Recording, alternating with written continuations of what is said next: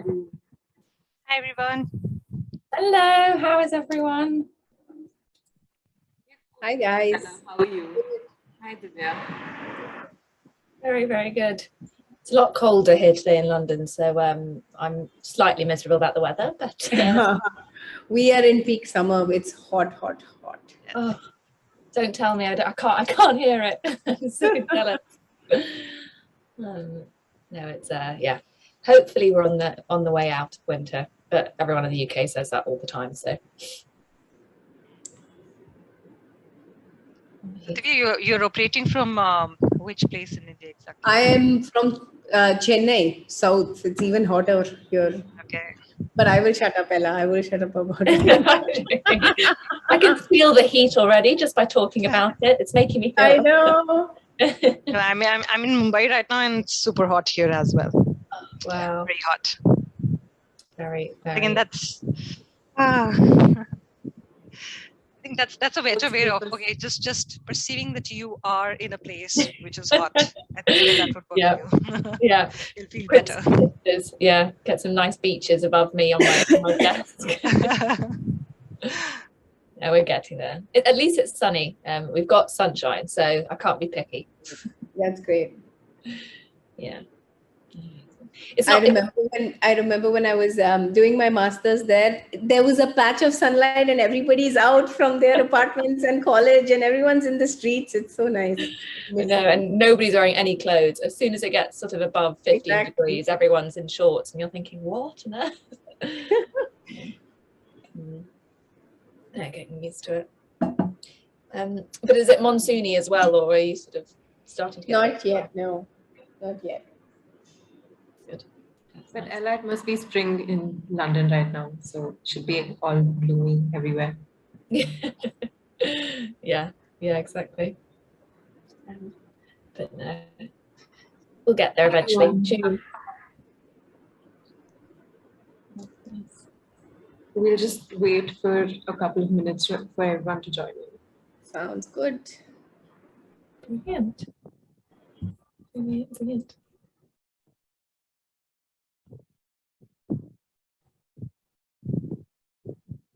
So what time is it? Mostly evening for most of you guys?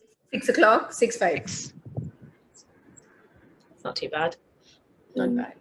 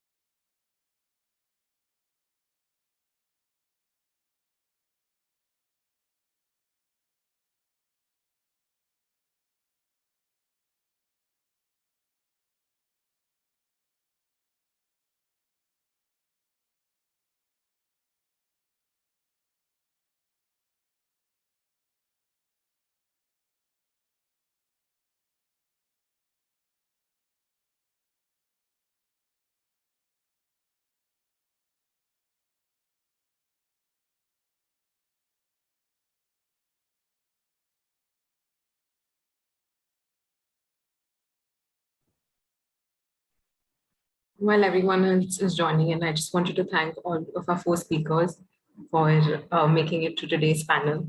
I'm very excited because the background that all 4 of you have is so diverse that I think it would be a very, very insightful panel discussion today. So I'm genuinely looking forward to it. Hey, me too. Me too. I'm looking forward to, getting to know all the other panelists and all of you guys too. It's going to be good. Yes. Same here. Same here. I just wanted to say hi to everyone. Ella, Divya, Sangeet. It's really nice to meet you. It's lovely to meet you too. And thank you so much, Bhaveshi, for a lovely invite. Same here. Thank you for Thank you joining so us. much. Thank you. Thank you so much for inviting. Lovely Thank way you. to spend your well, my afternoon talking about behavioral science and women. So Right. very lovely. I really like the way of defining diversity, just looking at our backgrounds. I mean, a lot of people from behavioral science don't necessarily start off with a degree in behavioral science, right? So I think it would be very encouraging for people who are interested in behavioral science but have not done a formal education to know that that shouldn't be a barrier. Absolutely. Okay, so I mean, in the meantime, I think I'll just start with introducing our speakers for today. So our first panelist is Divya. So Divya Balakrishnan, she was one of the first few behavioral science graduates of India, and she did her master's in cognitive and decision sciences from UCL in 2009, when I think the world itself didn't know what behavioral science was. So it was very bold, very new, must have been very scary. But since then, she worked with Final Mile Consulting for 10 years, and she's currently explosive in the behavioral science and design consulting space. She's also the co-founder of Mensa, which is a live audio platform where people can engage by exchanging stories through 20-minute conversations. So yeah, welcome Divya. Thank you so much for joining us today. It's so great to be here. Thank you, Bhaveshi, for that. But, yeah. Thank you, Divya. Our second panelist for today is Ella Morrison. She is the head of behavioral design at Cowrie Consulting. She is also the Cowrie, she also leads the development of the Cowrie's behavioral design proposition, the creative execution of theory-based behavior change interventions. She has 6 years of experience in the applied behavioral science sector, working as a consultant for world-renowned FTSE 250 and Forbes 100 companies like Walmart, HSBC, Amazon, DHL, and Fidelity. She has a first-class MA in psychology from the University of Edinburgh and a distinction MSc in behavioral science, behavior change from UCL. Welcome, Ella. We really look forward to hearing from you today.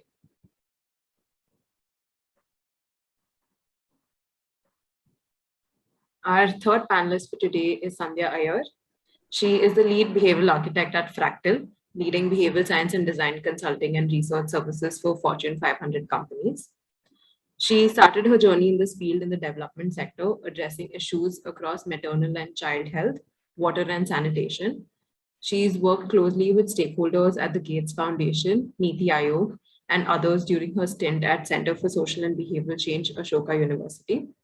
She comes with over 9 years of experience wearing different hats across her career. She also happens to be the part of the first batch of the Young India Fellowship Program. And she has an MSc in Social Policy and Development from the London School of Economics and Political Science. Thank you for joining us today, Sandhya. I'm sure that your experience in both the private and the public sector would definitely add a level of richness to this panel. Yeah, thank you for that invite, Bhaveshi. Happy to be here. And our fourth panelist for today is Dr. Sagneet Kaur. She is the Associate Director for Behavioral Research at Morningstar India. She is also responsible for leading the Morningstar's behavioral research team. She's an applied behavioral social scientist, researcher, and architect for developing behavioral economics models and products in the financial services and the education sector. At Morningstar, she works with her team to develop data and predictive models about investor and advisor preferences and behavior. Dr. Kaur holds a doctorate degree in psychology, where she did research in cognitive development psychology, exclusively understanding and facilitating the process of eco-identity formation with the help of various interventions. We're really glad to have you today with us, Dr. Sagneet. And thank you so much for joining us today. Thanks, Bhaveshi. Pleasure being here and interacting with all of you. So I'm Bhaveshi. I head the events vertical at India Behavioural Economics Network. So on behalf of IBEN, a warm welcome to everyone. And yeah, so just to set the context for today's panel, the theme for our panel discussion is women in BE.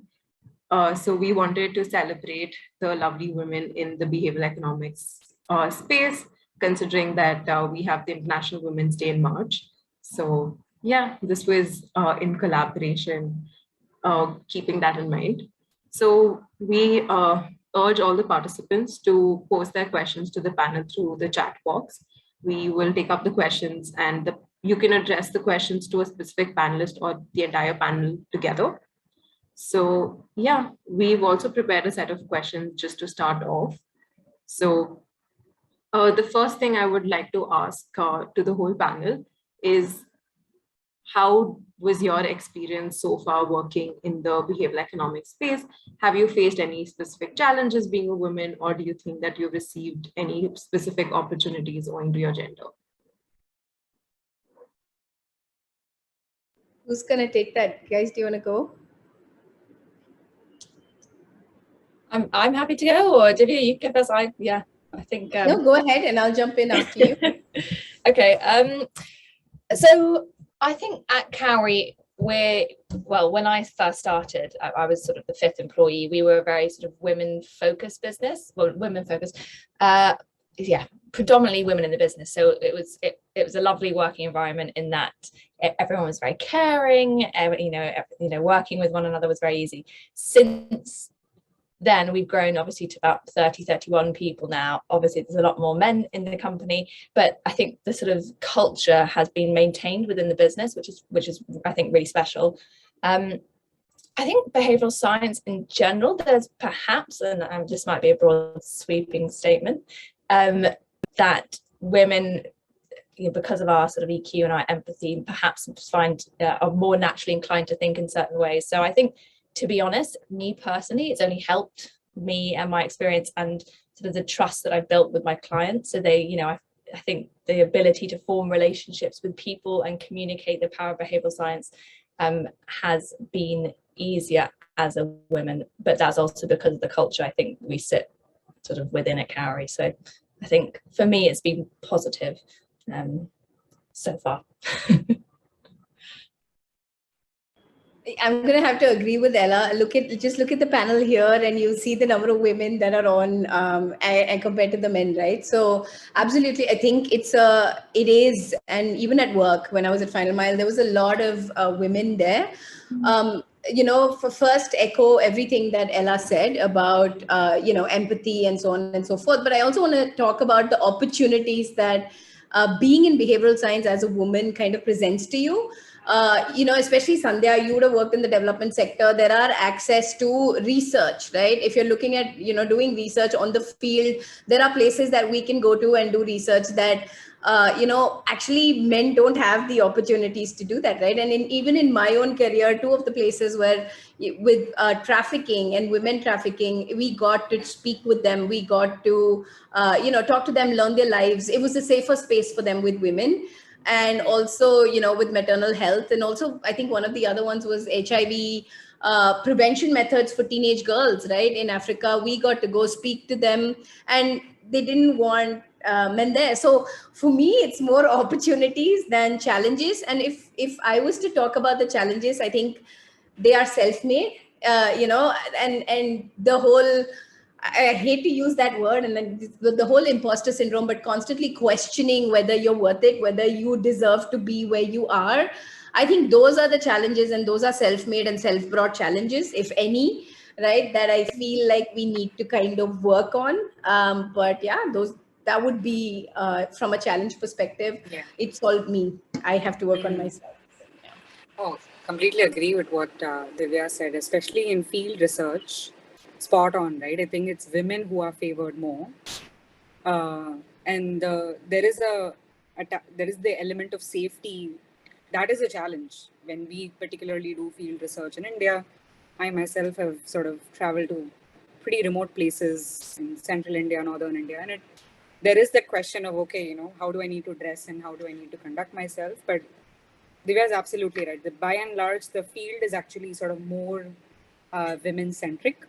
Thereby, it is an environment in which there is a lot of camaraderie and a lot of learnings that sort of like naturally get shared, and no really much challenges there.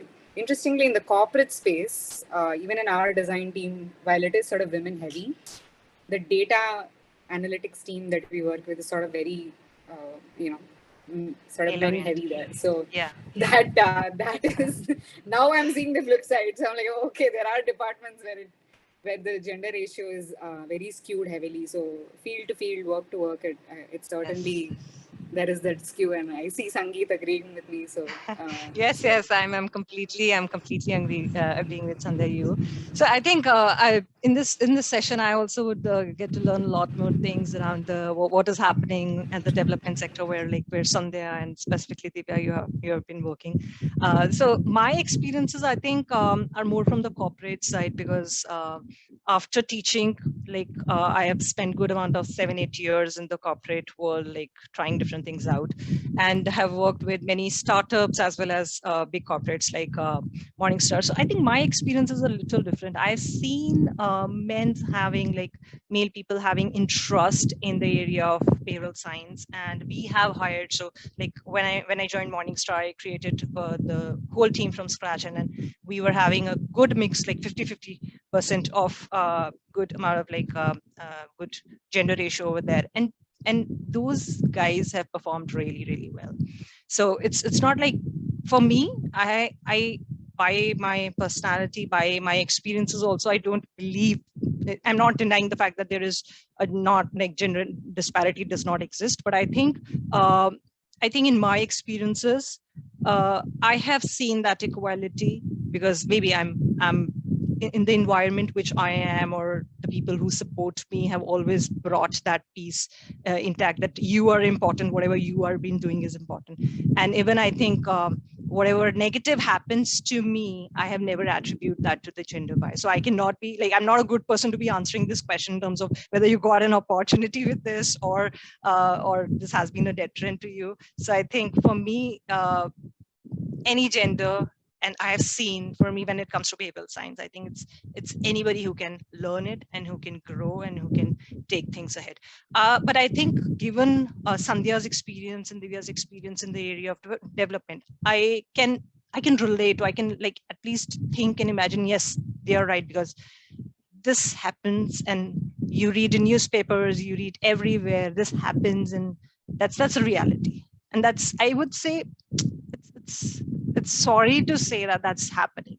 Why we are not, as females, why we are not feeling comfortable and safe when in the presence of males. So I think it's a broader issue to be catered here. But yes, in my corporate life, I think I haven't had any sort of biased experience in terms of either getting the opportunity or not getting it.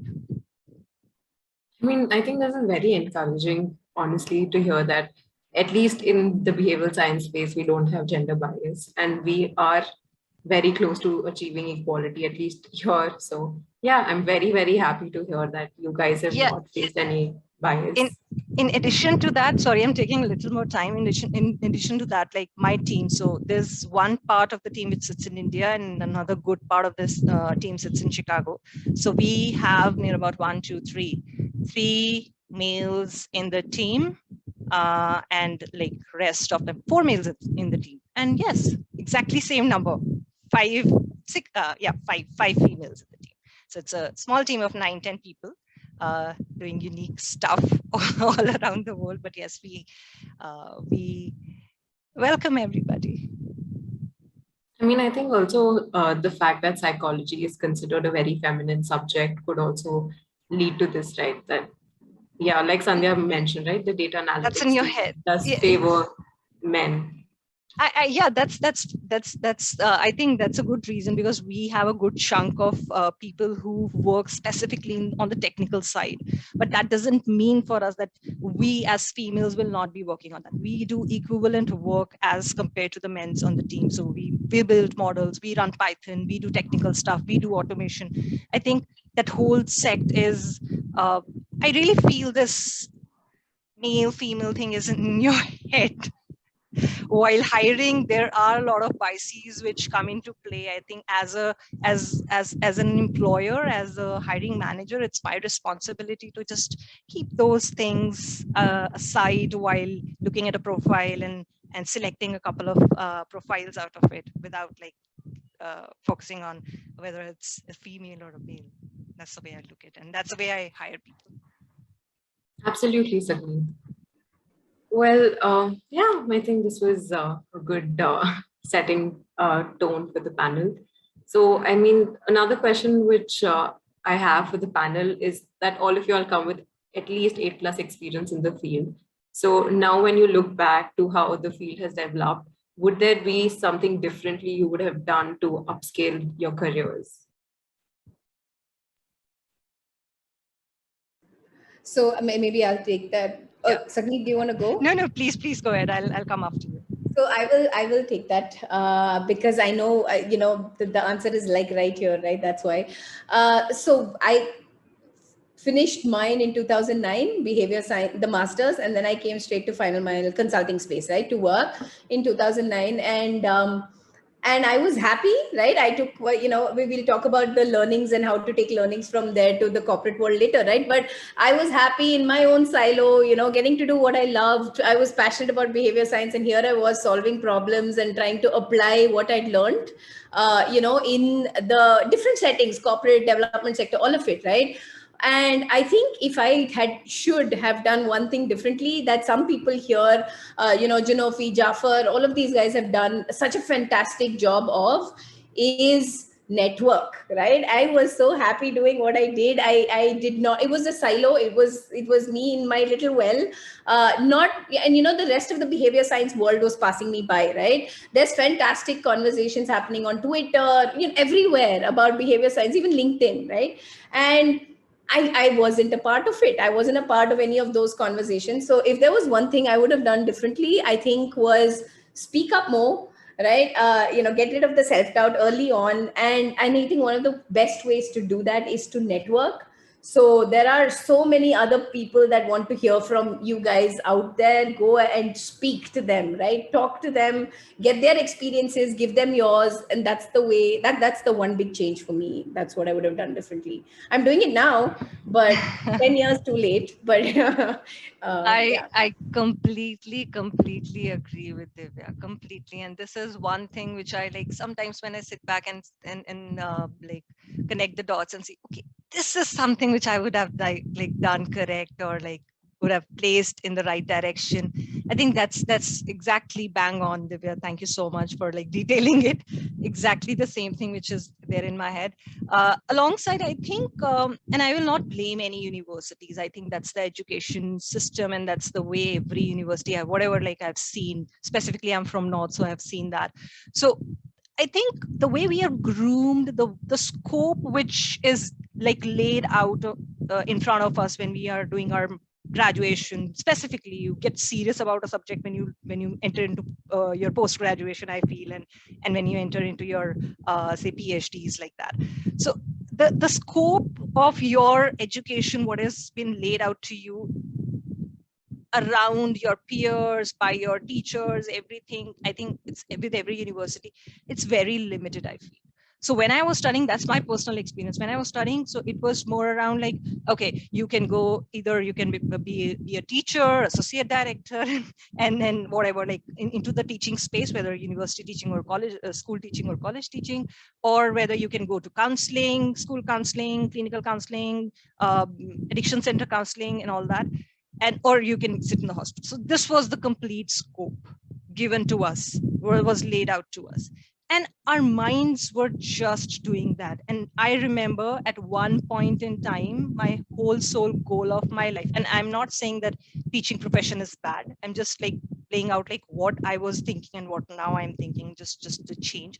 So at one point in time, long back, the ultimate goal, by like after completing my PhD, the ultimate goal was to become an assistant professor in a university. And I tried badly. That was my final ultimate goal. I would never ever thought of like being in this position, working in this such a challenging area, and doing many projects, many useful things, and applying my knowledge into the space. I never ever thought about it. And again, kudos to the men's out there within my family. They actually pushed me that, what are you doing? Why are you like, again, no, nothing around like as a teaching profession. they pushed me and said, and I'm using a literal word here. They said, why do you, with such a great knowledge, why just you want to like become a Madam G? And I was like, and for Ella, Madam G is your teacher, ma'am. So generally they call Madam G in Hindi, Madam G. So that was a connotation, and they pushed me to like try my hands in different fields, what I can do with my knowledge.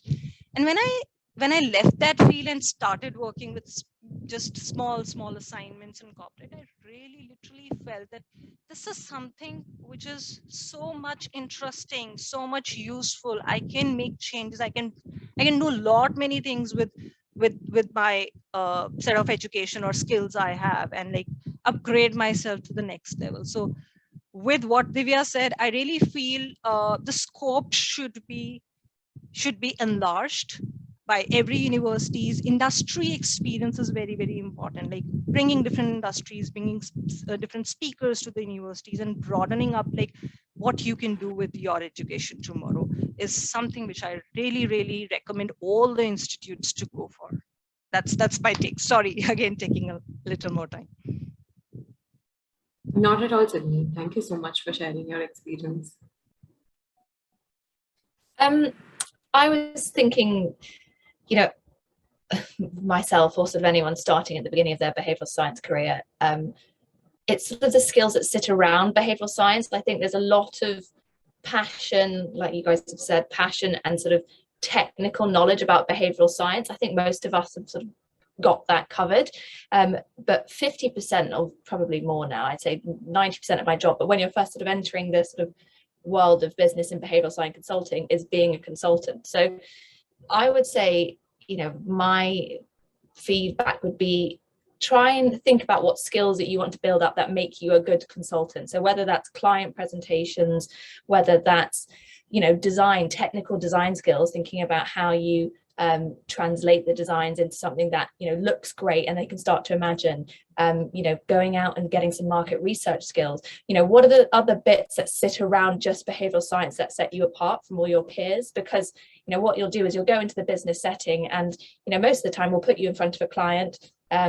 first week, second week, and unless you can talk about prospect theory in a way that makes sense to a white man CEO who couldn't care less, your business is not going to grow, and you're not going to be able to keep making money off of it. So I think it's consultant skills, and a lot of it comes with practice. I'm not saying it's not something you can Google and you can find the answer on the internet, unfortunately, but just getting that experience with the project management, getting experience with presenting your ideas to your friends in a way that feels exciting and interesting, design skills, perhaps thinking about fun data visualization techniques. I think it's all the stuff that sits around behavioral science that I would probably tell myself to go back and do.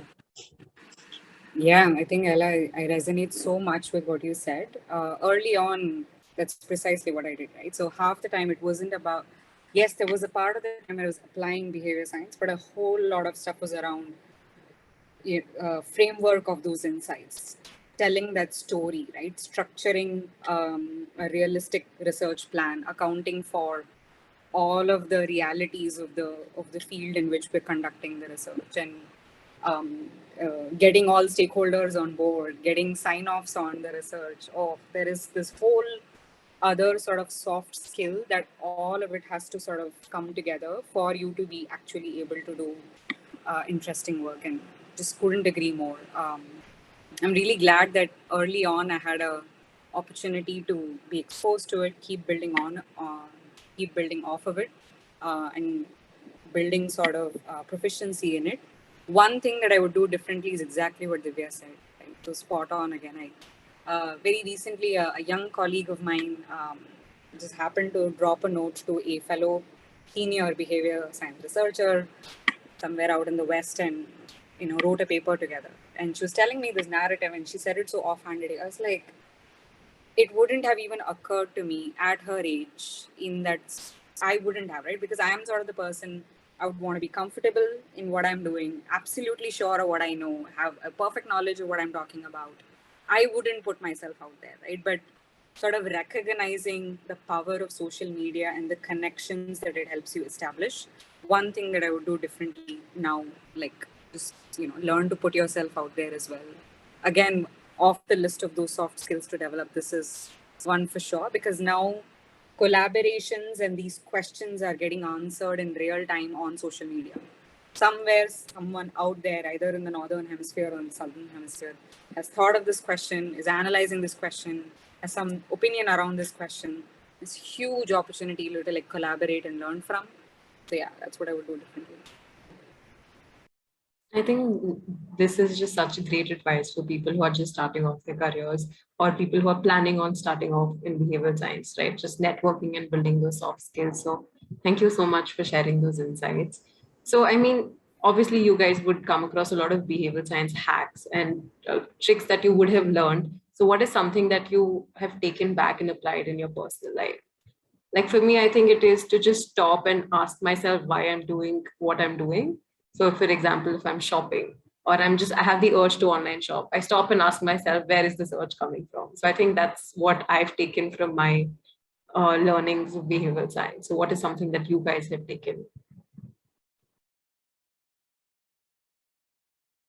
I think it's like doctors are the worst patients, right? I think it's so bad. There's so many learnings I could bring on to my life probably, but it just doesn't work. And we know why it doesn't work, right? So we're very good at explaining away everything, I think, therefore. But, having said that, I think one of the most useful things that it does for me is that it's helped me think, not think in models, but think in abstract, right? And I'm going to go back to this when we talk about, and Ella talked about passion. And when you're, in uni, you're reading all of those papers, you're going depth, you're going so deep into one aspect of what you're studying, right? And then when you learn to apply it, when you learn to think about it in abstract, when you're thinking about a behavior change problem, right, you're going to have to get out of that thing you've dug yourself into and look at it as a abstract problem.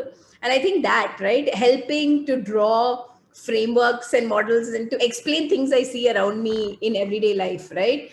And it's not as complicated as I'm making it sound, but it's, basically just abstracting that thinking is something that it's helped me do.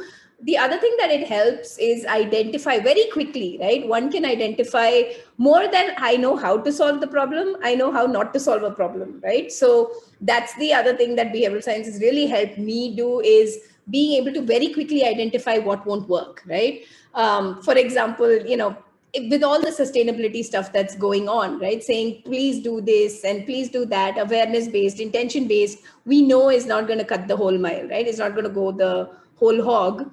So that is another one. It probably makes it very annoying for people around me, but it helps me. So that's one. Yeah. I have a couple of experiences, gosh, that I could just talk about as to how I've applied it. I think Divya is absolutely right. Like, very poor application to begin with, like to start with. And then I started to think about, hey, hang on, I can start to apply it in my own life. I've done this in my sort of professional experience. I apply it when I'm sort of interacting and building relationships in my own family and friends. One of the sort of first things that I just hold on to is the fact that people aren't rational. We're very frustrated often, like, why is this person not able to understand what I'm saying, right? And this could be your parents, this could be a partner, this could be the client. This is a completely rational argument. I have given you a logical sequence of everything that is absolutely amazing about what I've said. Why didn't you get it? Why are you not able to understand what I'm saying? That's because, they are not acting rationally. And I am not acting rationally as well. Just that recognition, when I started sort of building and holding on to and not letting go, made my relationships with people that much better, right? My manager often jokes, behavior science your client. And he's absolutely right. We expect our users to give all of these neatly tied answers when we're conducting user research. We forget the fact that the client is trying to satisfy some unstated goal themselves. I want to look good. I want to be appearing very smart in front of my organization. I want to be responsible.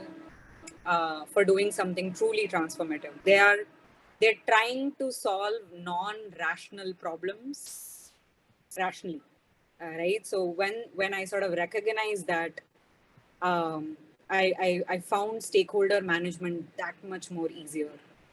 And of course, I read a lot around what it takes to do exercise and like eat well.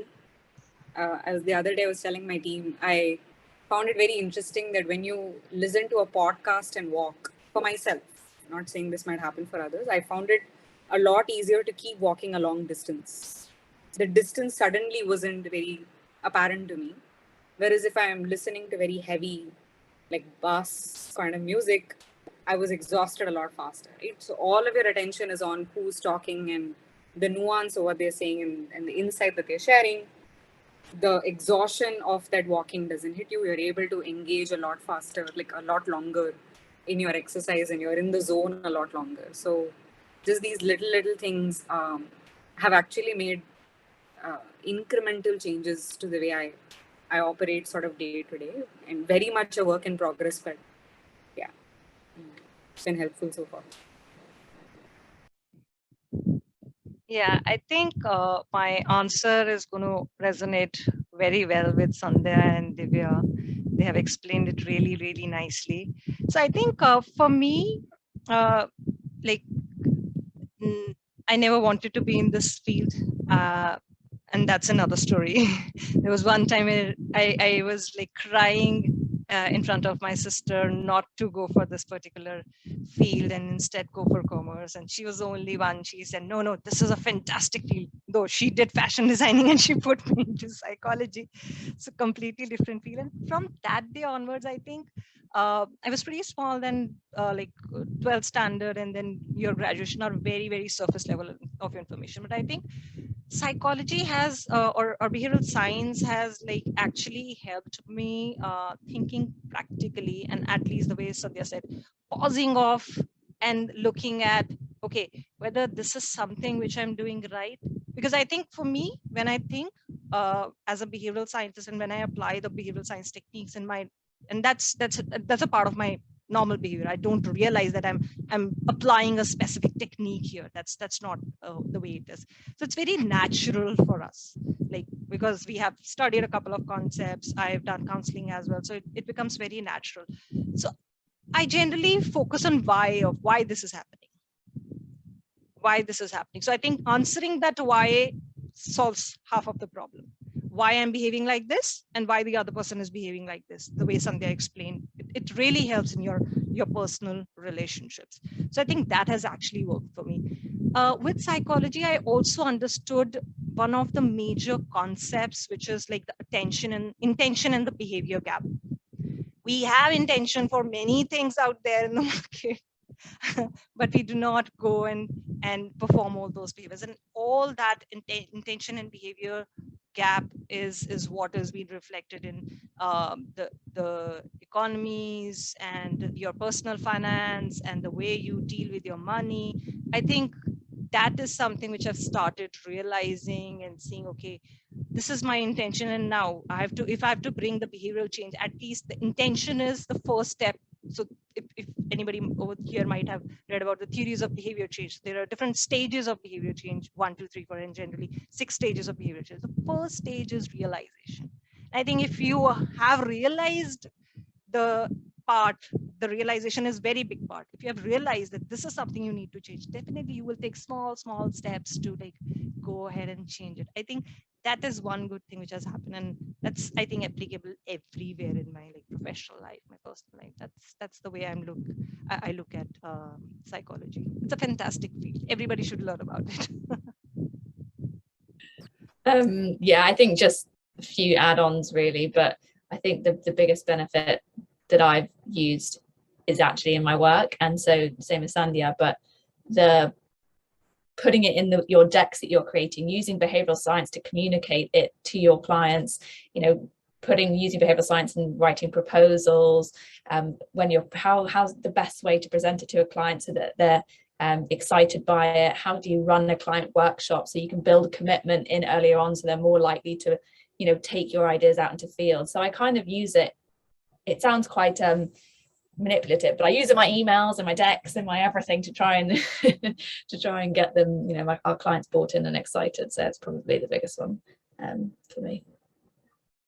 But Ella, I want to, you know, what you said, even for the last question about sometimes the passion and behavior science that, you know, for behavior science kind of gets in our own way. I think, guys, it's so important to figure out how to take everything you know and create a simple narrative. I'm still struggling with it, right? Because you know so much about why something is Everybody's happening. struggling, I guess. Yeah, that you tend to will overwhelm. Like she said, if you cannot talk about prospect theory very simply to somebody who needs to use it in a bank, for example, right? Your all that passion amounts to nothing. So, you know, to take that and channelize it in terms of a narrative or a story or just a simple you know, giveaway or a takeout for your client, I think is so important. And, you know, So big one.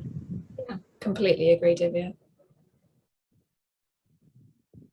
That was, I think, definitely something that everyone can relate to, I think, to some extent here.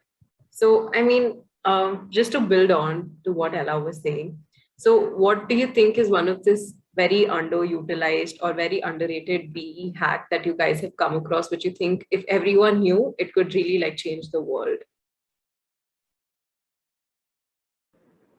Oh my God, what Sadhni said, intention does not equal action, right? Like if everybody could just, if everybody knew that just because they, you know, they made people want to buy something or they made people want to exercise or make people wanting to, or, you know, creating that intention to do something is not, it's not anywhere close to the outcomes that you want from a behavior perspective.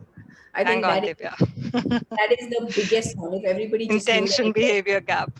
Yeah, it's not there are many things which we can play to just at the first step, okay, realizing what you need to change. And there are many things. So in those different stages, 6 stages where you from where you start from intention and reach to behavior, there are many different things which you can do, which you can learn from the theories of behavioral science and behavioral economics.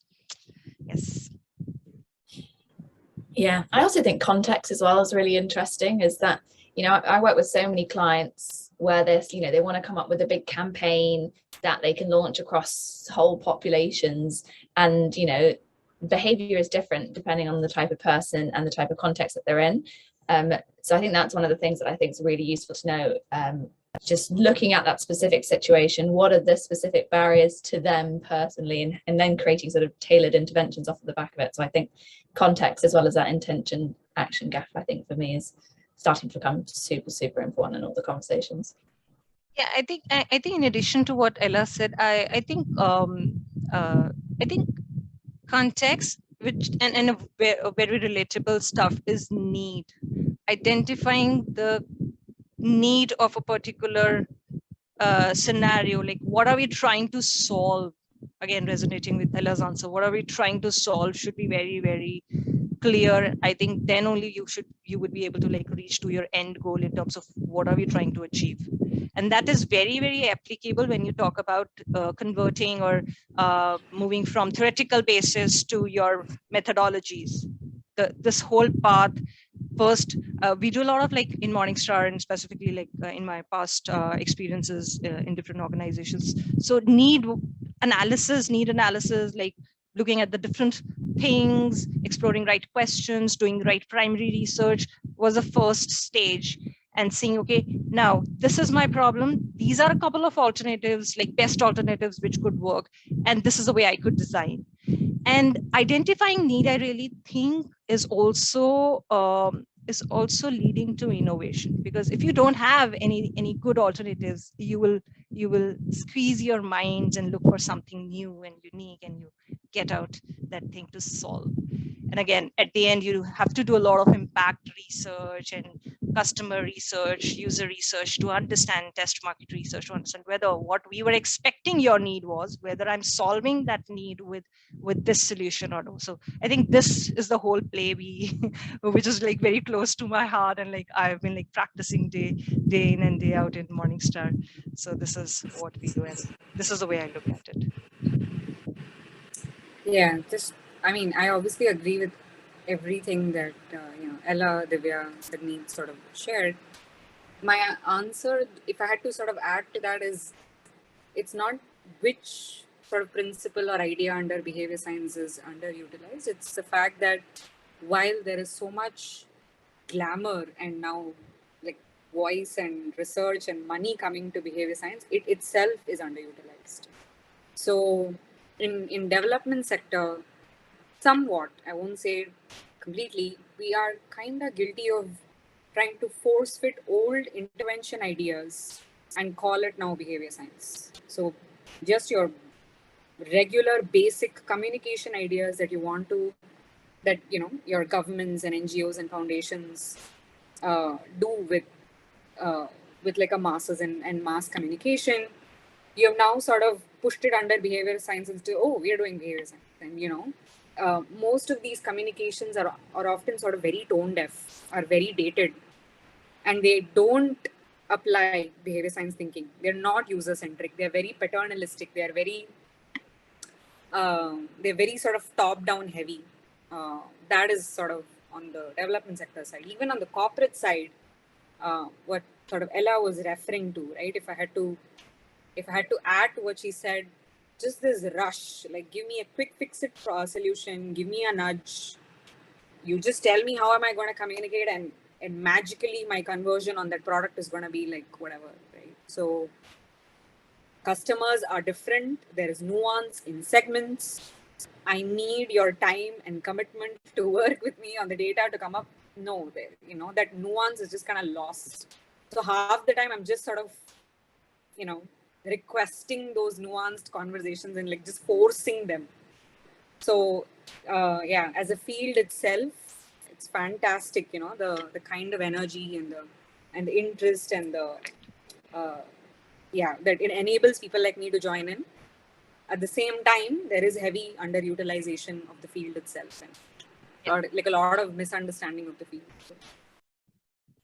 I think, Samya, what you just mentioned is something a lot of our members in the audience also have been wondering. What is the scope of behavioral economics today, right? Because it's so confusing as to what options are there in front of you. Because I remember being in the exact same position when I was doing my master's, where I was very confused what the scope was, what are the opportunities. And I mean, networking definitely helped to understand the scope. But yeah, being people working in this field, what would you say is the scope globally and specifically to India? So, and at the risk of sounding super optimistic, right? And saying, but there is a lot of scope, guys. Look at the diversity in the people that are sitting over here today, right? Ella is in a consulting firm and she heads to, behavior design at a consulting space.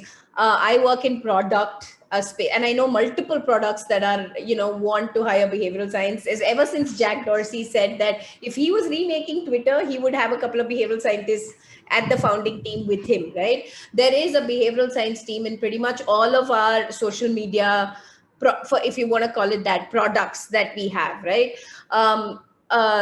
We have worked with clients, right? It goes from retail. So your Unilevers, your P&Gs, all of these retail clients of the world also hire behavior economists and behavior scientists. Well, whether for the right reasons or not, with the nudges, I can't tell you that, but there is scope, is something that I want to tell you, right?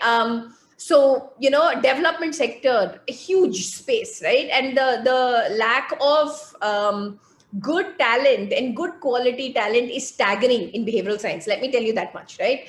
As someone who's also tried to hire behavioral scientists. So, I think that there is scope, there is opportunity. Every problem, if you look at it, can be a behavioral science problem, but it really does require one to groom oneself and, really also put out the problem solving hat of yourself, right? And not just the I am passionate about behavior science, like Ella was talking about. I think is so important. There is scope, there is opportunity. At least that's my view. I'd love to hear from the others here who are actually hiring all of these guys. So go ahead. I want to echo what Divya said, right? So when I am sort of hiring and my team sort of hires for young behavior architects position, we really look for hunger and strength in basics. Do you understand the basics of conducting sort of user research, right? So do you understand nuance around it, how to structure research insights? Behavior science as a field can be learned very much so, and that hunger for the field is incredibly important. But if you're not strong on basics, like if you don't know what it means to, like research methodologies like A/B testing and one-on-one interviews, what does it mean to do that?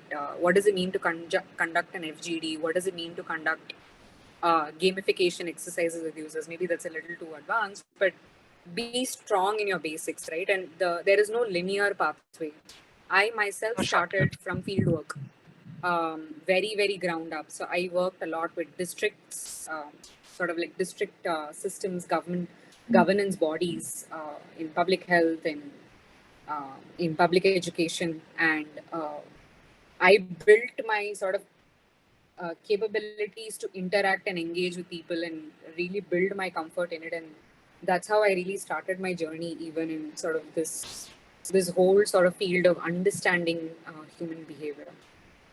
Now you have a lot of, I see a lot of banks on LinkedIn saying, looking for behavior scientist. All of these really sit under their marketing department. So that's unfortunately a lot of these roles will go back to like marketing and communication more often than not.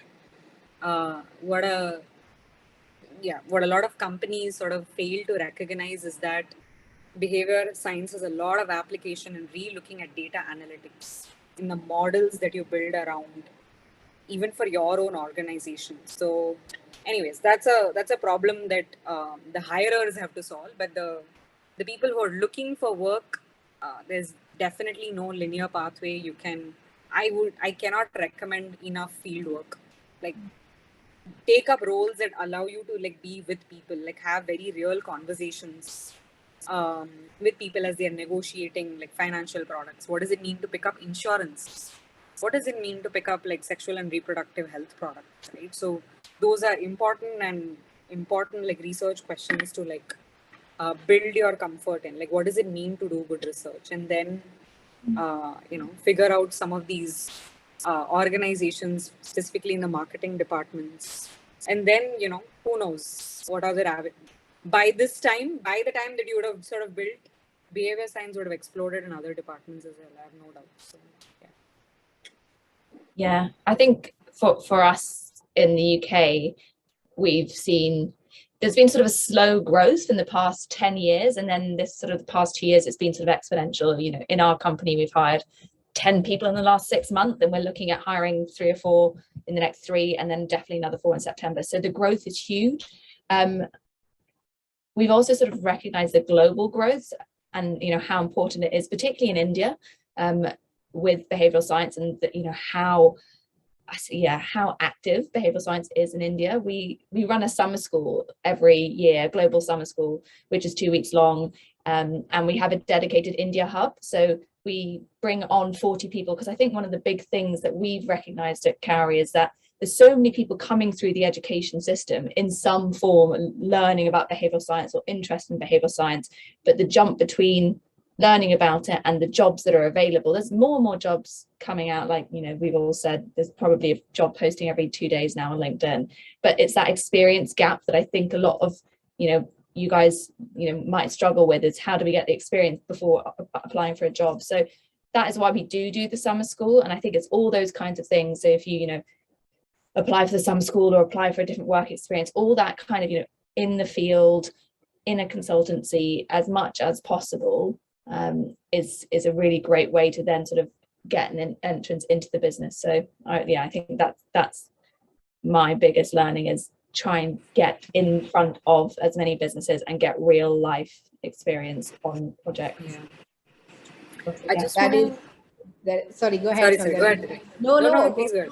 I think that's invaluable what Ella just said, right? And it's okay. Take your internships, take fellowships, take whatever chance you get to put your hands in and work with behavioral science and behavior change projects, and they all count, right? Because like I think like Ella said, the people are now starting to look for experience, and it's a chicken and egg problem, right? So, I think one of the ways to solve that chicken and egg problem is to take whatever you get. I think what she's saying is bang on, Ella. Yeah.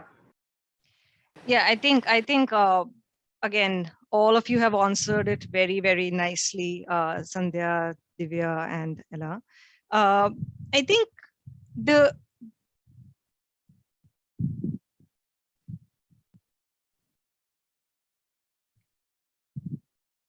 Did we lose Sagni? Yeah, Sagneet, we can't hear you anymore. Sandhya, do you want to go? In the meanwhile, I cut you. Yeah, sure. I can go. I think I would just wanted to respond to a lot of the comments here on networking in the chat, and I have a certain opinion on networking. Ella and Divya and Sagni, please do add in as well. I just wanted to respond to those questions, and I thought it's related sort of to the market and the job opportunities that people are really looking for. Is sort of the one thing that I have learned is sort of being very targeted in your networking. There is a lot of information that you can find around people already. So, for example, if you want to connect with Divya, there is a lot of information that you can get around Divya and what she does and the kind of projects that she's engaged with already. Right? So, sort of be very specific and be very deliberate in what you want to engage with the person on. One of my former mentors used to say, networking is a two-way street. You can't just be sort of asking and like, okay, help me with this and help me with that, but you really have to be this is what I want to look at. I looked at your profile. This is what is interesting. Can you please guide me on this? And, really starting to have a very organic conversation with that person as opposed to, oh, can you give me a job? Can you give me an internship? Sort of conversation. So being a tad bit more deliberate, mindful, and just doing your homework on who you want to connect with, why you want to connect with them. I mean, my team astounds me every day, right? They are like, oh, I've connected with someone in Australia. Like, wow, but so there was a reason. So they connected on, say, behavioral finance, and they just started a conversation. Hey, I heard you speak. This was interesting. Let's have a conversation. And very often people are very receptive, right? They resonate when you've done your research and you're asking sort of strategic questions. So just my 2 bits on networking and how to do it. Yeah, I'm so sorry. Something happened to my headset. I was not able to listen, hear any of you, and I think I'm sure you were not able to listen to me as well. So yeah, I think around networking, I really feel the way Sandhya mentioned, the agenda is very, very important. So I generally on LinkedIn, I get a couple of requests around, okay, Sagneet, we want to connect, we want to see what you're working on, we want to learn from you. And you get into those discussions, and many a times I really feel that what is this for? So the kind of questions people come and ask are very, very surface level of information, and most of them would be coming up, okay, I'm not from this field, and how can I become into this field? And then they're not there again. They're not coming back, or I don't even see anything around their profiles as well. So I think it's very, very important, if you want to connect, if you want to network, come with set of questions which relate to your own experiences, your education, and what you actually aspire for. I think that's very important. Those set of questions should be very, very clear when you enter those meetings into networking. It's just saying hi, hello, and creating a pool of people just around you for no reason. I think that is not going to solve many problems. So, I mean, there was also another question in the audience where people want to know, if you don't have any sort of formal training or background in behavioral economics, but you want to make a career switch, you have a lot of years of experience in the industry. So how would you go about in such a situation? Can I take this question? So I really, really think that behavioral science is more of like building relationships in your head, like how you see people, how you grill their behavior, what they do, why they do. And a lot of that comes from like reading books, for example, getting into the basics of a particular thing, which maybe if you're not a trained behavioral scientist, you can still have a good chunk of nice books around the field, which you can go through and learn from, interact with different people. And another thing which I think most of us, given the, like most of us have done masters nowadays, like if you see the bar of education, which is like literacy bar has been increasing. And I'm sure the people who are here have done their masters. So I would say most of the master courses, they give you good amount of basics of research. I really believe that I think while answering one of the previous questions, Sandhya specifically mentioned about having hold on the basics is very, very important. So when I hire, I see many people coming with lots of experience in their life. They have done this. But when they get into a technical interview, and they get like literally they get flunked. They're not able to answer some simple questions like, what do you mean by, okay, what is A/B testing? What is an intervention? That's very simple question, which I think everybody out of the blue would also be knowing, like not related to research field, would also know what is intervention. People are not able to answer that. They have another thing which I have noticed, like in my experiences, they have very fantastic to go for resumes, like 1-pager, 2-pager, and they're beautifully written. And I've heard that there are people out there in the market who write those beautiful, wonderful resumes. And when you ask questions from those resumes itself, they're not able to answer. So I really think, please go back, fix your basics, fix what you're like telling people about yourself, be confident about you. I think many things will open up for you in terms of not even behavioral science as a career. I think every career would require that.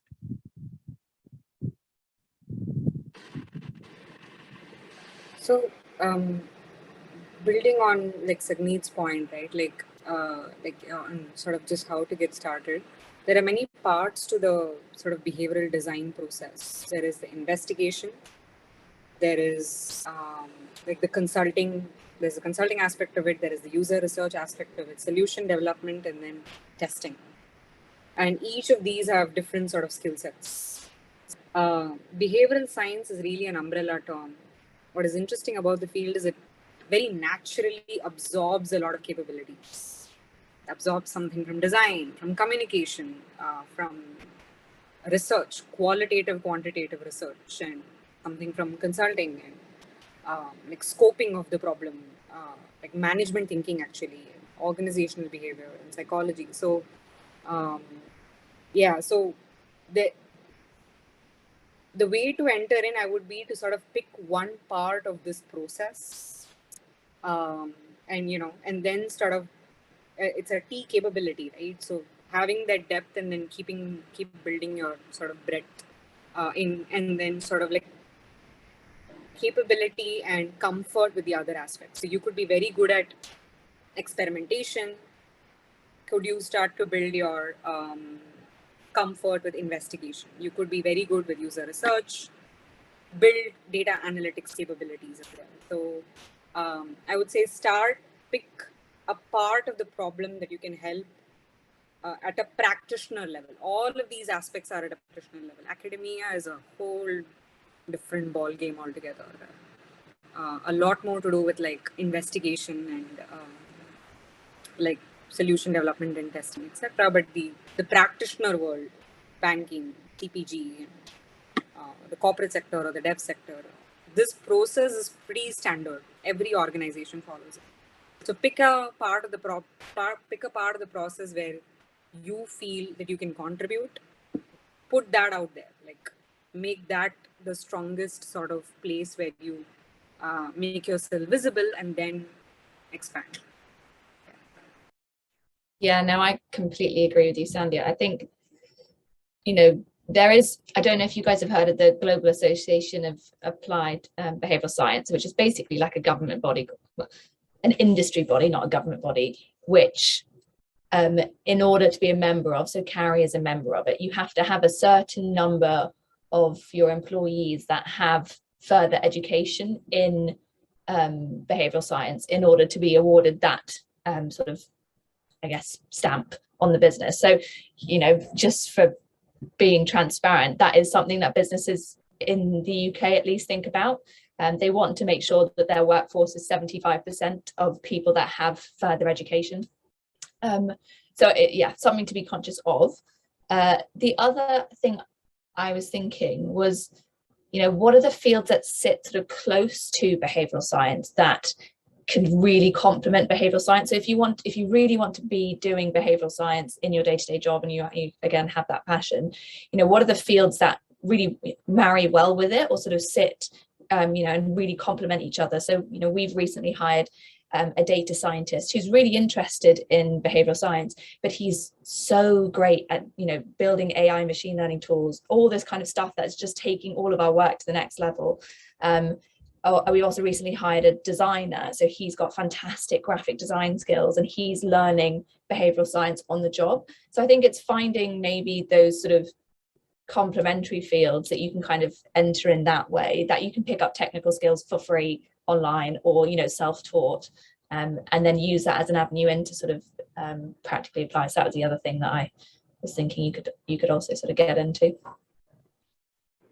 Yeah, I'm gonna have to agree, right? So two things, you know, what Ella touched upon is, if you, it helps to have a behavior science degree, but if you don't, right, if you don't have a behavioral science degree, you know, we did talk in the previous questions, and Ella just talked about all the stuff that behavioral science, that 1 year masters in the UK and in the US 2 years masters doesn't teach you is everything that we talked about, right? Good user research practices, right? You know, modeling and making frameworks, communication strategies, design, all of this is not in the course, right? So behavior scientists who have done the education are still struggling, and they still need to be supplemented with all of these, especially design. Cannot speak enough about it, right? Because you need to take all of that theory and make it an intervention in the real world. So you need communication, you need design, right? And so that is the other entryway, the lateral entryway into an organization that also does behavior science, right? Because trust me, that organization is probably interdisciplinary if they are using behavior science, right? So that's one. AI, data, huge, right? Sandhya can talk to that. She's from Fractal. You know, they acquired Final Mile because they wanted to back up data with the understanding of human behavior, and imagine how powerful that is, right? So that, and then I think the third one is, if you don't have it, but you have the passion, be prepared to do the intern kind of job roles, right? Do it, grow with the system. When people hire interns, they do look at passion, but that passion has to be backed up by the reading that you've done, the research that you've done, the kind of people you've surrounded yourself by, the kind of questions you are asking, right? Now, whether this is for an internship or if it is for you to apply to a behavioral science school, just saying I'm interested in behavior science is not enough, guys. I think it has to be backed up by why. It has to be backed up by what it is, because like Sandhya said, behavior science is umbrella for everything, right? So what is it that you're interested in? What have you done to kind of, you know, go after the questions that you're asking yourself, right? So I think those stand in good stead, whether you're going to go for a master's or whether you're going to go be an intern. And of course, if you're a designer or communications or a data and an analyst, it's one step easier for you to come in that way. But yeah. And I completely agree with all other three speakers. And as an example, so the Morningstar India and the Morningstar BIT team specifically, so out of 10 people, only I think 4 of us have a proper behavioral science degree in the, like, specifically in the area of behavioral science, we have a degree. Otherwise, everybody else are coming from different fields, but they're doing a fantastic job. And whatever Ella said in terms of your progression, in terms of how you can fit your existing skills and fix it with the department and learn and upgrade yourself and then become a part of the integral part of a particular team. I think that's the way we have been looking. And as Divya said, we also, like the people who have a behavioral science degree, they all come with many limitations, not some, I would say many limitations, which where we want other skills to be added into the team. I think everybody out there can link their skills in some or the other way. And like, I would say, I will use this word, they can sell themselves and they can like market themselves in a way like, yes, here I can contribute and this is what you need. I think if these two things match, definitely you have a superb chance of like getting into that organization. I think that was very insightful from all the 4 panelists' inputs that we've received, because I think that there is that gap when you come from a theoretical background versus when you have to apply it to the real world. So there would be a lot of other skills you would have to complement your theoretical foundation with, as Divya and all the other panelists also pointed out. So yeah, I think it's nice, especially for people who are still doing their undergrad or still pursuing their masters, to start already building these skills before they can join. Anamika, you can go ahead and ask your question. Thank you, Bhavishi. Thanks to all the panelists for a very insightful and lovely discussion. The question that I have for you is, given the current climate for behavior science, right? There's a lot of traction, a lot of interest. I think it also comes with the downside, which is a lot of bullshit around it, or like a lot of quacks, right? So what do you do, or what are your markers to separate the nonsense versus actual behavior science? I'm sure this is something that you probably came across while hiring, while reading through stuff, being on LinkedIn, other social media. But for people who may not have a very strong grounding and getting started out with just what's out there, what are the good markers to look out for to separate the not so good things from stronger behavior science? So I can start, and these are my own hacks, right? But I think, Anamika, to start off, right, it's really good that there is a lot of pop culture, let's call it pop culture behavior science, or pop behavior science, right? Because it just means that, you know, the rest of the world is also getting an opportunity to, and we just talked about how if everybody knew the awareness, intention, action gap, it would stand to benefit the world, right? So having said that, it's really great that people have different levels of learning on behavior science. I think one of the things that I do is I always go back to, and that could be because of the academic background, right? But I go back to papers, I go back to the authors of the papers, I go back to, in some cases, citations, and I go back to, again, there are a limited set of people that we know who are doing great research on certain aspects of behavior science, right? So do the reading and figure it out. What is the quack and what is the non-quack? It also means being constantly up to date yourself, right? Because very soon the field could move on and you're here practicing and you could become a quack. Well, you know, when the academia has moved completely by, right? So it also means keeping in touch, keeping up to date, keeping yourself kind of, you know, aware of what is the relevant stuff that's happening in the world of behavior science, so that you can also spot that there are holes in this narrative and you want to go and, you know, kind of bridge those holes, right? But Yeah. In addition to Divya, I would say that I think you need to distinguish between is it a quack or is it something called as difference of opinion?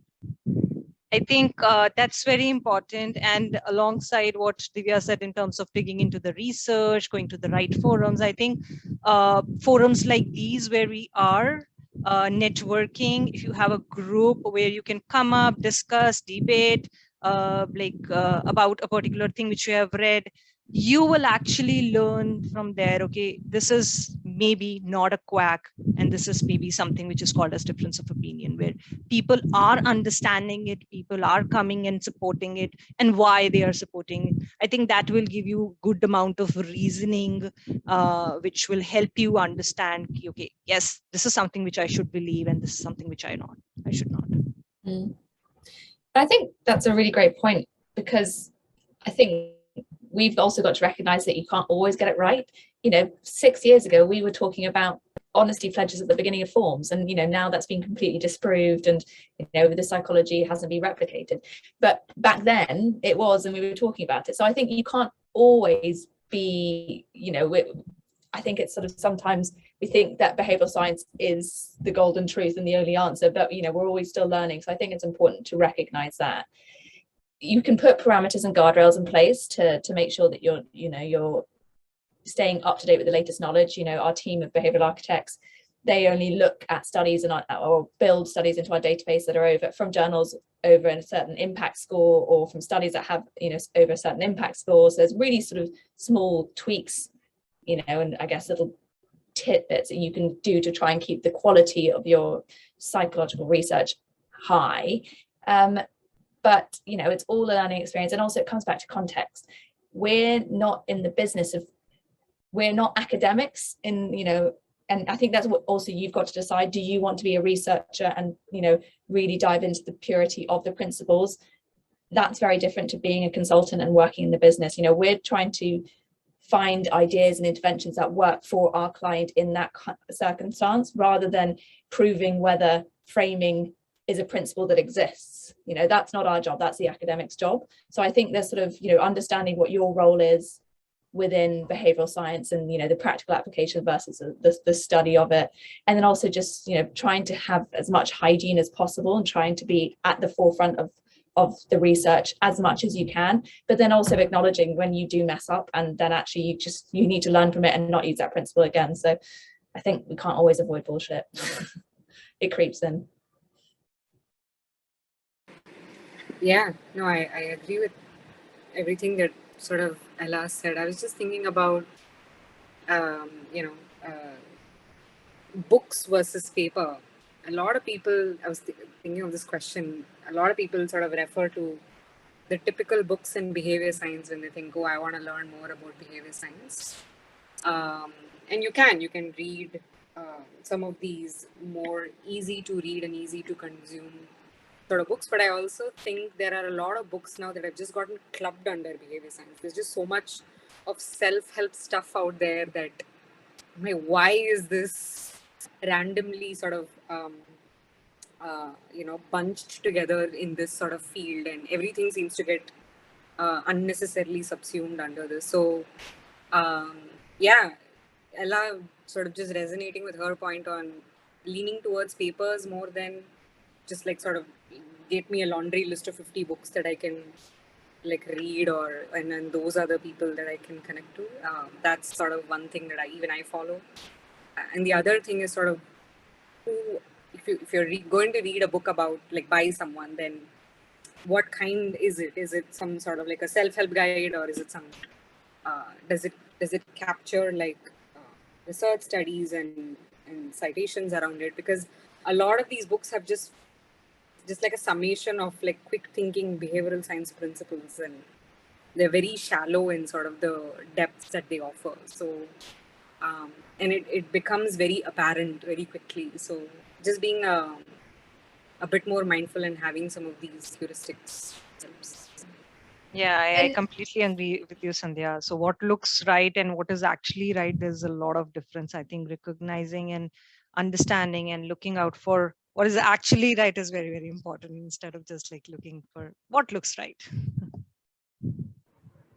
And if you're reading the books, right? I mean, if you're reading, because let's face it, a Jonah Lehrer is easier to read than a Kahneman, right? But if you're reading Jonah Lehrer, go back. All of the books have the papers that they're talking about. Go back, and if you're a behavioral scientist, read the paper, because it'll do you good, right? They'll talk about the way they did the study. They'll talk about the experimental setup, the conclusions that were drawn, and all of this gets collapsed to that one line or the two lines in Lehrer's book, for example, and not to pick on him, but I'm just giving you an example. So go back and delve into it, right? Everybody doesn't need to do it, but us as behavioral scientists, we could really follow that route back to where it came from. That paper is going to give you so many more citations. It's like, follow those. It'll stand you in good stead, the paper route, I think. But having said that, right, the other point that Ella made about if you want rigor, you should, academia is probably a better place for you, because one of the biggest challenges that I faced when and everybody I'm sure here who's come from masters or done academia and then come into applying it in the corporate world will know that you have to leave your rigor behind, right? It does not matter, when you're setting up your experiment, what the p-values were is great statistical practice, but for you, it's more important to get some research out, go there, talk to the people, and do something. So that balance of, taking your learnings, but leaving that steadfast rigor out of it is something that I struggled with early on in my career. And you're going to have to take that call, right? If you're switching into corporate and application world. But yeah, that's a big one. Thank you, everyone. I think I have a question. Oh, sorry. Go ahead. Hello. Hi. So I have this question that when we were discussing about networking and all, that let's say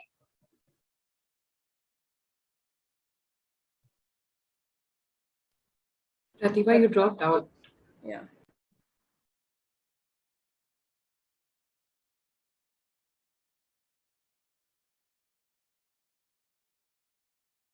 Hi, so till then, I guess I can go ahead with my question. If Yeah, you sure. you all have to suggest some books for beginners that would help them grasp the concepts of behavioral science and understand the crux, what books you would suggest? So I think from our perspective, what we suggest to our clients, and these are people that have no knowledge about behavioral science, are probably coming in from more of a pop culture sort of interested.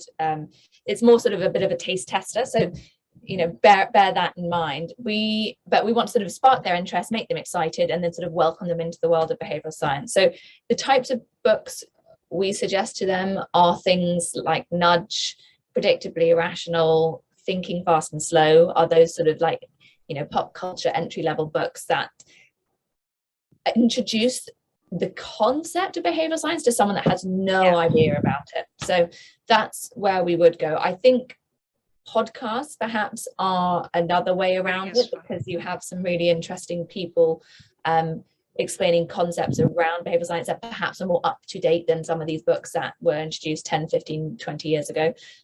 So, there's a number of different podcasts you can listen to around behavior change. Katie Milkman does some interesting stuff. So I would start with the podcast, because you get sort of a nice balance of introduction, but also maybe a bit more recent than some of the books we recommend our clients. Don't know if anyone else has any. Yeah. Oh my God, those are the ones. The three that Ella mentioned.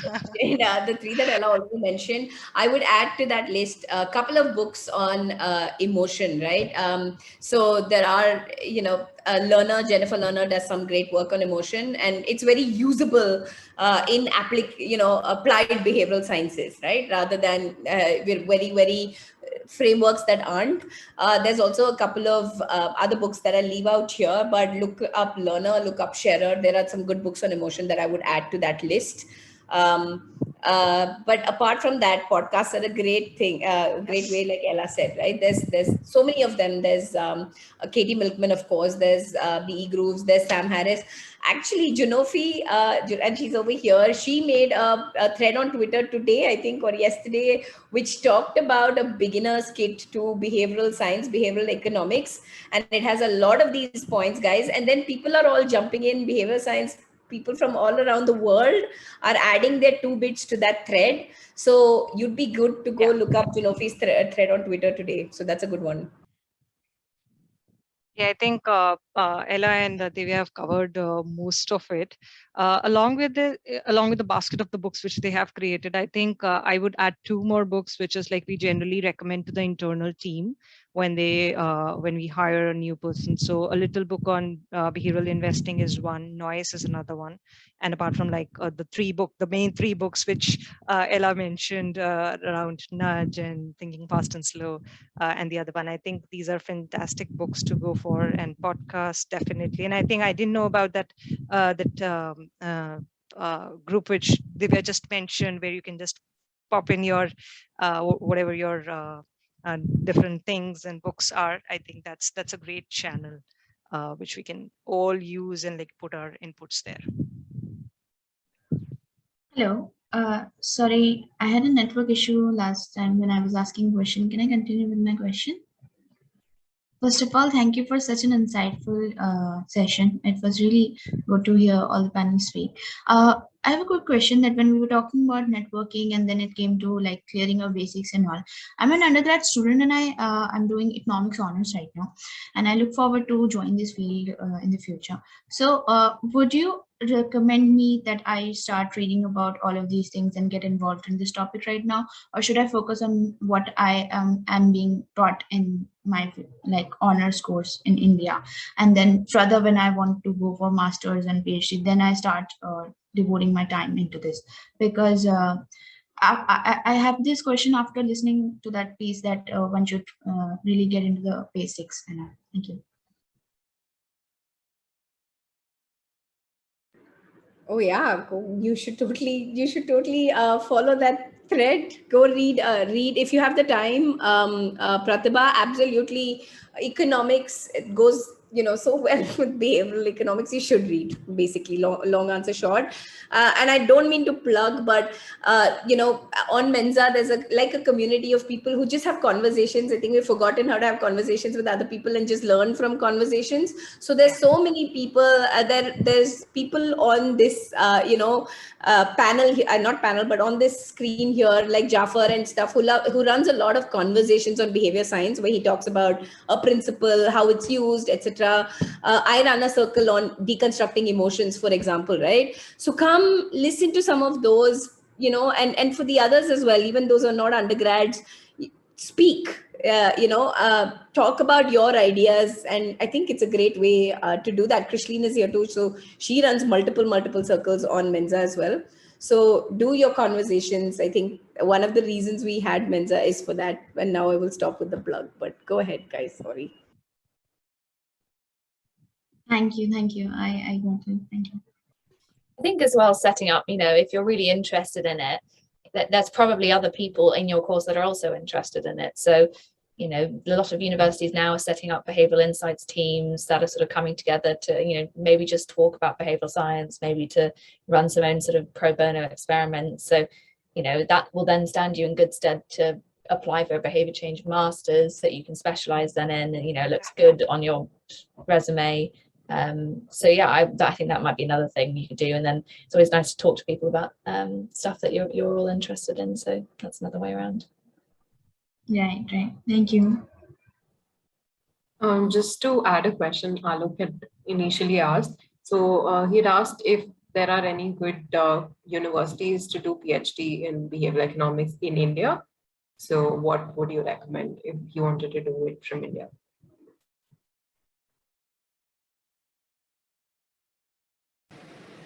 That's a good question. So Sandhya, are you were unmuting. Do you want to take No, that? I was going to confess that I am not quite sure.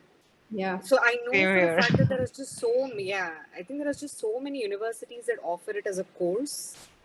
My worry is that these departments aren't mature enough right now. They are kind of dabbling in it, and they're building their capability in it. So I've heard of a university in Gandhinagar, I think, cognitive science courses they do is Bangalore. There are universities that do it in Delhi. Sorry, maybe Sagneet knows better as well. Yes, I think when we talk about Indian universities, most of the universities have their behavioral science department, and many of them are actually offering, like, definitely they are offering PhD in behavioral science and psychology, but very few of them are like taking up us. For example, you get into a PhD course and your specific topic is around the finance or economy, and there you actually bring two different subjects together, and that is completely on the discretion of your, generally this is the way it happens, that is completely on the discretion of and your guide's interest, specifically the way it is, like this is the way it works in India. I don't know about how it works abroad, but this is the way it works in India. So if you ask me, any specific university which offers only behavioral economics as a PhD course or something of that sort, I think I will not be able to name any. There, as Sandhya said, there are some few groups which provide some certification, small certification, or they plug in a nice subject into your master courses. Like there are institutes in Mumbai as well who do that, and they are doing a really good job, and we have hired people from there as well. So that's the way I look at it. Specifically, I haven't seen people doing like behavioral economics as a PhD. There's some great work happening in JNU. There is a professor, Dr. Sujoy, also, I think. So I know that JNU has one in behavioral economics, especially. But and Sandhya was talking about the one in Gandhinagar. There is also university. I think the oldest, when I was looking, and I also looked in India, I think the oldest one is University of Allahabad, which has done cognitive science for a long time, right? But having said that, I think if I were to look at some of these, the JNU one is something that I would look at, right, guys? But there are, like Sagni just said, there are fellowships that are great. There are, like Kauri runs a summer school, CSBC does some amazing fellowships as well, right? So you guys should check those out. I would look at Ashoka and CSBC and JNU if I wanted to look at anything in India for now, at least. And one more thing I would like to add over here is, like, I think we should change this. Again, I should not be saying change, because it's everybody's specific opinion and everybody is entitled to have that opinion. I believe in that. So I think you have behavioral science. And for me, like in my career, the way I have applied and how I have reached from behavioral science to behavioral economics is basically merging two fields. Like for me, whatever is related to human is behavior science. And when you fix and plug that with economics, whether it's your personal finance, your saving, your income, or whatever, or when you like link it to the like larger economy of a country, it's basically a merger of two fields, and you actually apply the basics of behavioral science into economics or into finance field. Like right now, what I'm doing is exactly the same. I do not hold a degree in behavioral economics per se. I only hold a degree in behavioral science, psychology, and I'm just like applying all the theories, all the basics, and merging them. So I think just thinking that, okay, if I have to be in the behavioral economics side, so this is, and if there is a course, then I will be doing that course. I think that's not the right way to think. First, I really believe that first we should check out what we want to do, and behavioral science, if that excites you, then yes, first look out courses, India, abroad, which resonate with your thinking, your interest in the area of behavioral economics. And if you don't find, then behavioral science is one good area which you can like try your hand in. And just to add on to what the panelists said, so Christ University also recently started a dedicated master's program for behavioral science. And I know that the faculty, both in the eco and psych department, are dedicated to behavioral economics. I mean, I am a Christ University alumni, so I have worked with these professors. So I know that they do a lot of work around this. And they also have a behavioral economics lab set up in collaboration with IIM Bangalore. So yeah, that would also be a good place to look at. Nice. Long back, I used to like work with a couple of interns from Christ University who actually were doing some related. That time it was not that big, so it was like the first batch where they have launched this behavioral economics as a course, specifically a specified separate course. So I worked with a couple of folks there.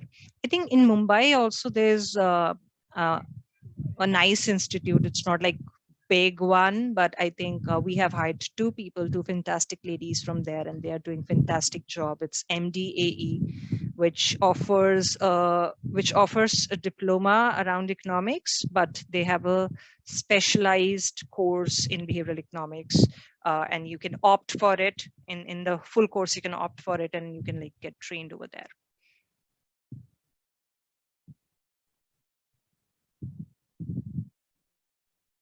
Also, just to add on, like Divya mentioned, CSBC does a lot of fellowships. So they recently had a behavioral insights for public policy fellowship, which I was part of. And I would 100% recommend it because I know they are going to launch their second cohort soon, in a couple of months, I guess. But yeah, so anyone looking to join the development sector, that is also a good fellowship to take up.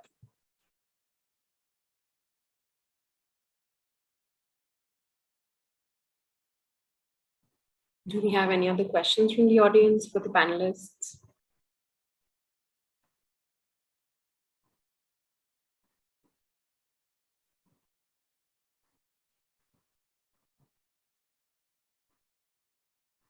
Okay, I think can panelists ask each other questions? I'd like to. Yes, I'd like definitely. To know. But I'd like to know, guys, what have your hair pulling out moments been in behavioral science? Have you had any? First of all, has it all been smooth sailing? You know. I think for me, and I think one of the panelists touched upon that, is the way it's been, like the way we people are being looked at. Okay, we will create a magic in one day. I think that's something which is expected out of us. Okay, you are into behavioral science, you understand people, you read people, like the way we just like look at the people and we'll read everybody. That's not the way behavioral science work. So in corporate world, I have seen many a times that because there is a limited knowledge about like what all is required to like come from this stage to the other stage, I have faced many times. I have faced, like, it's not about Morningstar, like it's throughout my career I've faced a couple of many a times I've felt that there is unnecessary sense of urgency, which like I understand that is business requires that urgency. They need some quick bits, they need quick changes to be like taken out to the market. But as researchers, we know what all is required, and many times you have to push that back again and again, and sometimes that frustrates you, sometimes it frustrates, and many times it frustrates the other person as well by she's pushing that back. I think that is one major thing which I could like relate to right now in my domain, or in my experiences across like many different companies. It's not like just one company.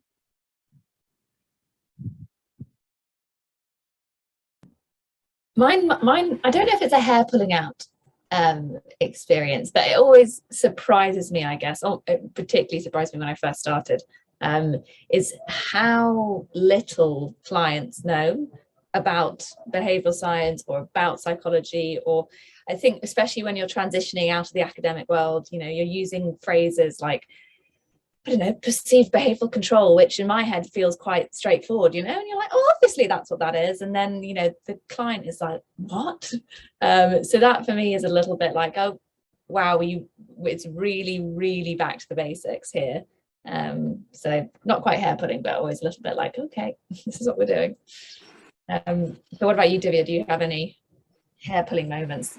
Oh yeah, those, what Sagdeep said about timelines, and you know what you said about having to simplify, which is such a problem all the time, right? But anyway, that is a big one. I also think that and it's fun for myself that it's a lot of, sometimes you need to take away the jargon, right? Like the perceived behavioral control, it totally works. The jargon works with a closed group, but it doesn't work with a larger group, and it's really painful, right?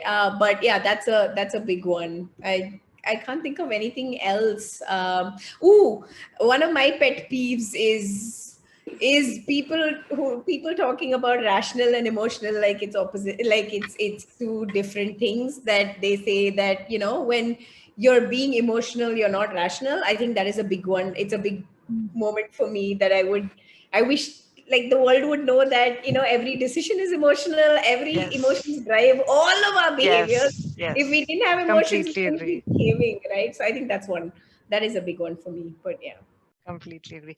And to what Ella you said, that's not like I completely resonate with you, but like my work is not much of like client facing work. It's more of like creating tools, methodologies for clients at the end, advisors and investors. So like when we are in the phase of designing those methodologies, maybe in the phase of just like proposing it, then designing it, whatever. So there are a lot of like collaboration happens with many groups, with product teams, with technical teams, with this and that teams. So many a times the same thing which are like talking about simplifying things for clients, here we have to simplify things for many other teams as well. So I can recall like one good example where I was presenting and proposing one project, and I like that was my miss. I actually I started talking about theory of planned behavior, and I was speaking, I actually thought, okay, this is something which people would know because they are into the field of they're into the field of I would say finance. They should be knowing it, but I didn't realize that is something which they didn't know. And then after the meeting, like I realized, okay, this was the miss. I had to like simplify it to the core, because in that meeting, the whole discussion came along that whole one single small, that theory of planned behavior was one single small piece of that whole presentation, and the entire discussion actually was on that. So, and then me and my colleague were discussing that this was a miss, like we should be communicating it in a very, very simple manner, because other people out there, whether they are into the finance, they will not be understanding these technical, they call it as a technical jargons from the area of behavioral finance. So that's my experience. It's very similar to yours in context to client dealing. If I had to add my hair pulling moments, very similar to what all of you have said, certainly around timelines, everything had to be done yesterday. One problem that I'm sort of facing is a lot of clients now intuitively get behavior science. So again, the pop culture trend and a sense of control. Of course, you need a sense of control. Let's give them a reward. That'll get them going. Like, just tell us how we need to communicate the reward. That always works. So, sort of very. Do you really need research to tell us that you needed sense of control? Yes, because that's not the point. Like, it's not that I'm just going to like stick that principle in it, but what is the detail around it? So there is a lot of hesitancy, especially in the tech world. The tech world is really guilty of that. They think the whole world can be answered through data. So a lot of the tech clients are like, we capture everything around the user. So make sense of this data and give us solutions about what we can do with the user. So your data will simply tell you what is the problem or where does the problem lie. It will not tell you why is that problem occurring. So a lot of the times with the clients, it's a sort of a big shift that we're asking them to make. I am part of a very big organization. Now, even within Fractal, its commitment to bring together a lot of entities, I would be very honest to say that a lot of the uphill battle is within teams. Understanding and communicating a common language with each other is sometimes very, very challenging because they are also subject to that pop culture of behavior science. Oh, you should tell me what's happening here. You tell me, like, why is the business? No, I can't tell you. Like, without understanding what's going on, I am not able to, off the bat, give you rationale as to what's happening. So, even within organizations, how behavior science is set up is definitely a challenge. There is this whole world that I'm now trying to get into in terms of application of behavior science and analytics. So, a lot of the analytics, not that it's unique or innovative in any way, but a lot of the analytics goes through your typical, give me the trend, give me the observation and the correlation, give me the model, etc. But once you stop looking at the data from a business impact point of view and instead say, what is it revealing about the user? The data suddenly becomes very different narrative. And I'm sort of trying to get into that. And so, yeah, there is sort of a lot of negotiation in that. And I really like all of what you said in terms of like the nuance getting lost, right? So the heuristic we follow is if you can't explain it to your grandmother or a 5-year-old, you're doing it wrong. So, explain it to a 5-year-old. How would you do it? Is that always the right thing to do? Not sure. But that's what we're doing. But yeah. So yeah. So there you go, guys. There's a taste of some of your frustrations that are going to come up. But yeah, thanks, folks. I think I had one last question for the panel. So, I mean, one thing I've heard a lot when I was networking with people in the field was the eureka moments when you understand a concept and you can see like, oh my God, I never thought about it that way. Just that moment of eureka. So I would want to ask, what have been your eureka moments?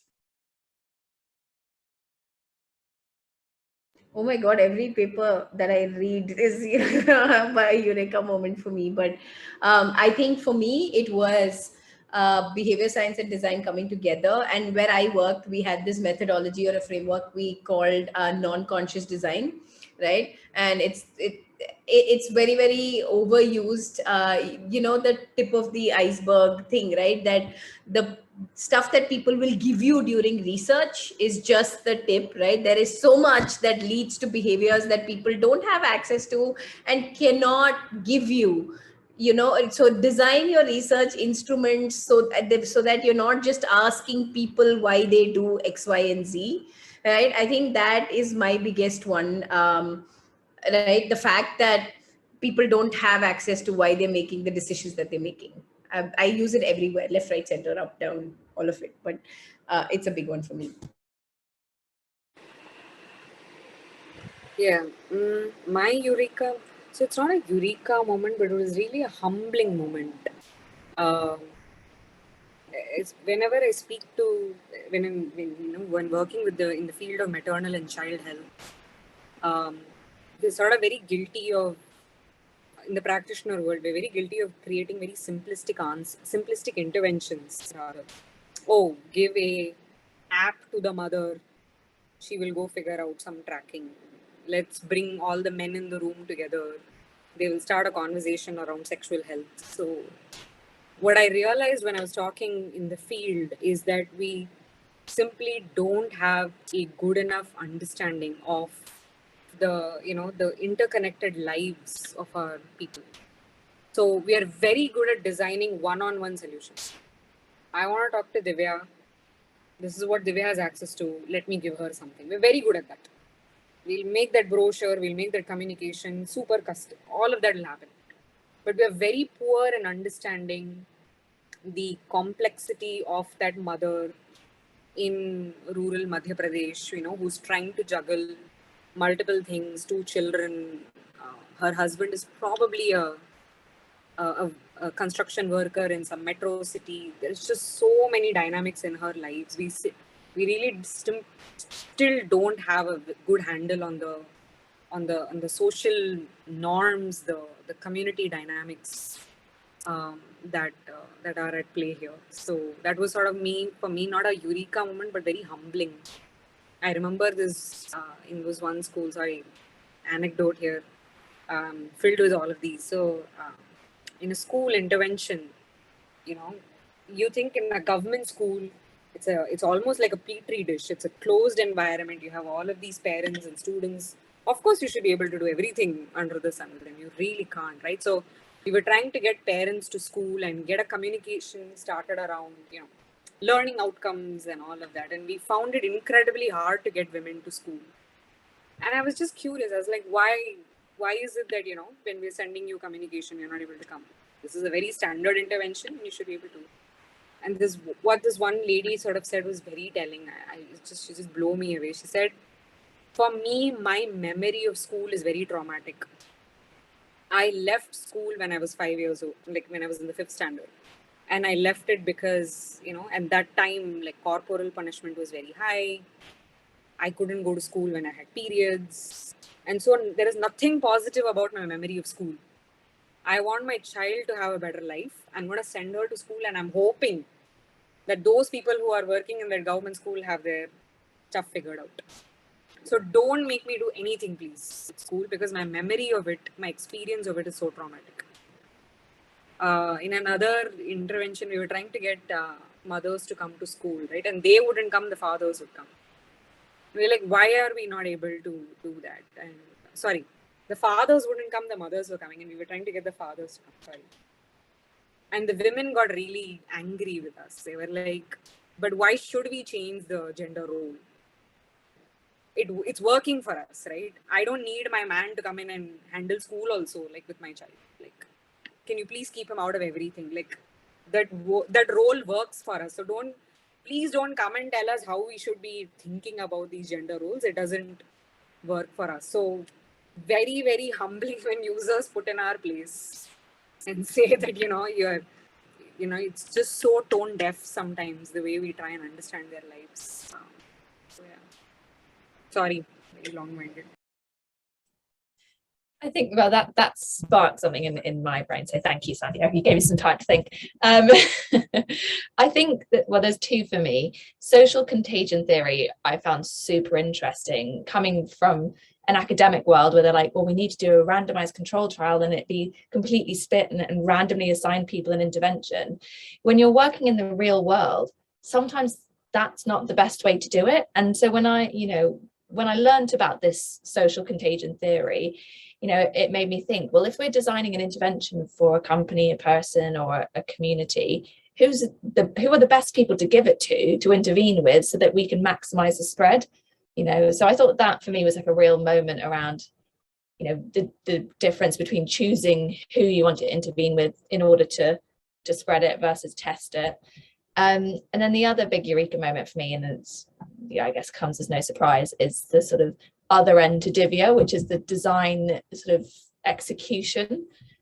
So you can be intentional with behavioral science in so many ways. So the way that you physically design, whether it's, I don't know, a product or a brochure or anything, you can be really intentional with where you put something, what that looks like, how you interact with it.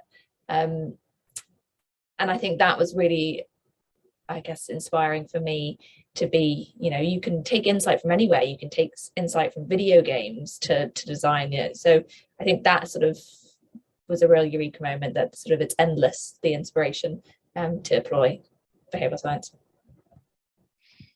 Yeah, I think all the speakers completely can resonate and relate to all the answers, and specifically when Divya said, like, every paper, every new topic, every new research paper gives you a sense of eureka moment. Okay, this is something which you never knew about, and this is something you now can explore and can relate and can use in your applied area, whether it's your personal life or your professional life or whatever, or whether designing some projects. So I think so many things which we can like go back, all of us can go back and say, okay, this was something which we can call as a eureka moment. So, but I think one again, it is not related to the profession which I am in, but rather for my personal, in terms of my personal life. I really believe in the concept, in the theory of connecting dots. So like, and to be very frank, to be very honest, quite late in the in my career, in my life, I got to like read that particular specific article where now I think I can relate back and say, okay, now I can make sense of different dots, because we have a tendency of like being in the moment, experiencing things in the moment, showing emotions in the moment, and like concluding things in the moment as well. But when you go farther in the life and then you connect a couple of dots, I think then the story completes. I think that's very, very important. Looking back yes, we all look forward, we all are aspirational, but looking back and making sense out of things and connecting dots is very, very important. I think that one single article has changed the way I have been looking into life and the way I've been like creating stories, and I've been like looking into my past and my future and what is good in my past, what was good in my past, and what good I can bring in the future. I think that is something which I learned from that piece of work. So I really believe in that. Thank you so much, Sagmeet, for sharing that. And I mean, I know we were supposed to have a round of networking session with the panelists, but unfortunately, we've run out of time. But I promise that we will host one soon so that all of the audience members get a chance to network with the panelists at a later point. But thank you so much to all the panelists for joining in and for providing such incredible insights and so much to take back and work on. And it's very humbling to just hear the journey that you guys have had. And it, I think, really inspires us also to keep at it, because sometimes it can be very intimidating, very confusing, very scary. So hearing from all of you definitely feels more confident and, yeah, very well. So thank you so much again for joining in, and I hope everyone has a great evening. Yeah, Thank you thank so you much, so guys. very much. Yeah, Thank yeah. you so much. Thanks for inviting.